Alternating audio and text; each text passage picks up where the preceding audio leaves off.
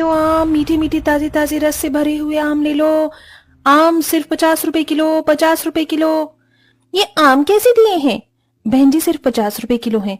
क्या 50 रुपए किलो में ये गुलगुले से आम? इसके लिए तुम हमसे 50 रुपए लोगी? नहीं मेम साहब, मेरे आम तो काफी ताजा हैं, ये गुलगुले कैसे हो सकते हैं? अच्छा तुम्हें यकीन नहीं आता तो खुद ही देख लो। रागिनी जैसे ही अपने आमों को छूकर देखती है तो वो काफी ज्यादा गुलगुले होते हैं। ये देखकर ये आम गुलगुले कैसे हो गए? सुबह तक तो बिल्कुल ठीक थे। अगर देने हैं तो 20 रुपए के ले दो आम, वरना मैं तो चली। कोई पागल ही होगा जो 50 रुपए में तुम्हारे ये आम खरीदेगा। कस्टमर की बात सुन रागिनी को ना चाहते हुए भी 1 किलो आम सिर्फ 20 रुपए में देने पड़ते हैं। और ऐसे ही पूरे दिन कोई ना कोई कस्टमर गुलगुले आमों को देखते हुए आधे पैसों में ही आम खरीद लेते हैं, जिसके चलते रागिनी का काफी ज्यादा नुकसान होता है। जिसके बाद शाम होने के बाद रागिनी जैसे ही घर आती है, हे भगवान, ये क्या? सुबह ही मैं इन सभी आमों को पेड़ से तोड़कर लेकर आई थी और शाम तक ये सभी आम गुलगुले होकर खराब हो गए।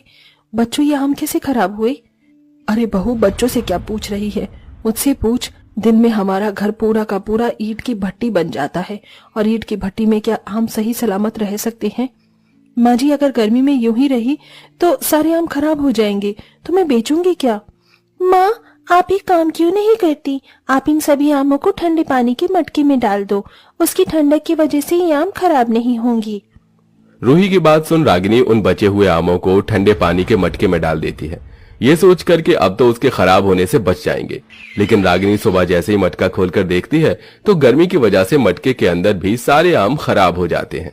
हे भगवान, फिर से इतने सारे आम खराब हो गए। रागिनी, अब हम कर ही क्या सकते हैं सिवाय इन आमों को खराब होता देख। मैं अपने आम के बगीचों में आम इस तरह खराब होता हुआ नहीं देख सकती। मैं इन्हें अपनी देकर इसलिए नहीं सींचा था कि मैं इन्हें खराब होता देख सकूं। तो हम और कर ही क्या सकते हैं? इस गर्मी से तो हम नहीं लड़ सकते ना। अर्जुन की बात सुन रागिनी के पास कोई जवाब नहीं होता, जिसके बाद रागिनी फिर से अपने आम के बगीचे में जाती है और वहां से आम तोड़ने लगती है। हे भगवान, हम पर थोड़ी दया करो ताकि ये आम खराब ना हो। रागिनी आमों को लेकर उन्हें बेचने के लिए चली जाती है। तभी दोपहर होने तक सारे आम फिर से गर्मी की वजह से खराब हो जाते हैं, जिसके चलते रागिनी गुस्से में उन सभी खराब आमों को फेंक कर अपना ठेला लेकर घर जा रही होती है। तभी रागिनी की नजर एक बड़ी फलों की दुकान पर पड़ती है, जिसमें रखे हुए सारे फल काफी ज्यादा ताजे थे, जिसे देखकर रागिनी उस फल वाले की दुकान के पास जाती है। भाई साहब, इतनी गर्मी में भी ये सभी फल इतने ताजा कैसे हैं? अरे बहन जी, इस एसी की वजह से मैंने अपनी फलों की दुकान में एसी लगा रखा है, ताकि गर्मी में भी मेरे फलों को ठंडक मिले और वो खराब ना हो। उस दुकान वाले की बात सुन रागिनी के मन में भी एसी लाने की ख्याल आता है और वो एसी की दुकान पर पहुंच जाती है, जहां उसे एक एसी पसंद आता है। भाई साहब, ये एसी कितने का है? बहन जी, सिर्फ 25,000 का है। क्या 25,000 रुपए का? मैं तो अगर सारी जिंदगी भी मेहनत मजदूरी करूं तो भी इतना महंगा एसी नहीं खरीद सकती। रागिनी उदास होकर वहां से जाने लगती है कि तभी वो एसी वाला कहता है, अरे रुकिए बहन जी, आप एसी को आसानी से खरीद सकती हैं। वो कैसे भाई साहब? मेरे पास तो इतने पैसे नहीं है। अरे बहन जी, आप इस एसी को इंस्टॉलमेंट में खरीद सकती हैं, यानी कि आप सिर्फ 3,000 रुपए देकर ये एसी ले जाइए और हर महीने इसकी किश्त भरिए। उस एसी वाले की बात सुन रागिनी मन ही मन बहुत खुश होती है और आकर सारी बात अपने परिवार वालों को बताती है। माँ, अब हमारे घर में भी एसी आएगा। आपको पता है, हमारे दोस्त है ना चिंटू, उसके घर में भी एसी लगा हुआ है और वो अपने एसी पर बहुत इतराता था। आप देखना, हम भी अपने एसी पर इतराएंगे। रागिनी, तुम्हारा दिमाग तो ठीक है। तुम जानती हो ना कि हमें 2 वक्त की रोटी खाने के लिए भी कितनी मेहनत करनी पड़ती है, और तुम इंस्टॉलमेंट में एसी खरीदने की बात कर रही हो। ये एसी मैं इसलिए खरीद रही हूँ ताकि इसकी ठंडी हवा में मेरे आम खराब ना हो सके और हमें भी इस भयंकर गर्मी से छुटकारा मिल जाए। अब चाहे मुझे कितनी भी मेहनत क्यों ना करनी पड़े, मैं 3,000 रुपए इकट्ठा करके इंस्टॉलमेंट में एसी खरीद कर ही रहूंगी। रागिनी अपने मन में एसी खरीदने की ठान लेती है, जिसके बाद अब वो आसपास के बाजारों में आम बेचने की बजाय उन दूर जगहों में आम बेचने के लिए जाती है, जहां पर बहुत कम ही आम वाले होते हैं।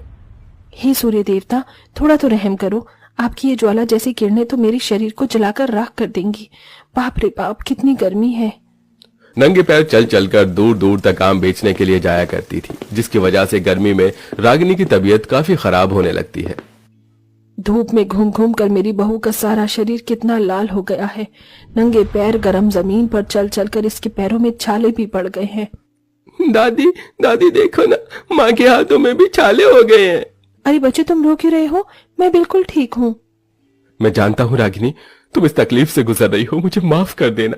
तुम तो जानती हो कि मैं दिन की मुश्किल से 100-150 रुपए कमा पाता हूँ।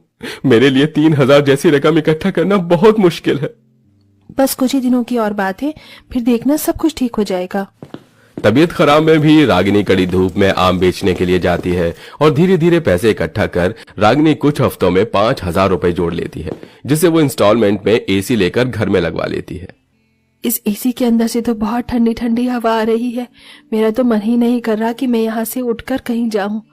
अब तो हमें रात में अच्छी नींद आएगी और मच्छर भी नहीं काटेंगे। घर में एसी लगने की वजह से सभी लोग बहुत ज्यादा खुश थे, लेकिन सबसे ज्यादा खुशी रागिनी को थी कि अब उसके आम बिल्कुल खराब नहीं होंगे। बहू, मैं सोच रही थी कि क्यों ना अब तू बाहर धूप में आम बेचने की बजाय आंगन में ही एक बेचना शुरू कर। अगर तू बाहर गर्मी में आम लेकर जाएगी तो आम फिर से खराब हो जाएंगे, लेकिन अगर तू आंगन में बैठकर आम बेचेगी तो इससे कुछ खराब नहीं होंगे। माँ जी, आपने तो मुझे बहुत अच्छी तरकीब बताई है। अब मैं बिल्कुल ऐसा ही करूंगी। अब रागिनी आमों को एसी की ठंडी हवा में रखकर आंगन में बैठकर आम बेचना शुरू करती है। ये क्या, तुम तो अपने आंगन में ही आम बेच रही हो? अगर बाहर धूप में आम बेचूंगी तो गर्मी की वजह से सारे आम खराब हो जाएंगे। देखिए, मेरे घर में एसी लगा हुआ है, इसलिए इतनी ठंडक में आम बिल्कुल खराब नहीं होंगे। अरे वाह, तुम्हारा एसी तो सच में बहुत बढ़िया है। इसके अंदर से बहुत ही ठंडी ठंडी हवा आ रही है। कस्टमर एसी को देखकर रागिनी से 2 किलो आम खरीद लेते हैं। वहीं आसपास के लोगों को भी वो कस्टमर रागिनी के एसी में आम बेचने के बारे में बताती है, जिसे कुछ लोग रागिनी के पास आते हैं।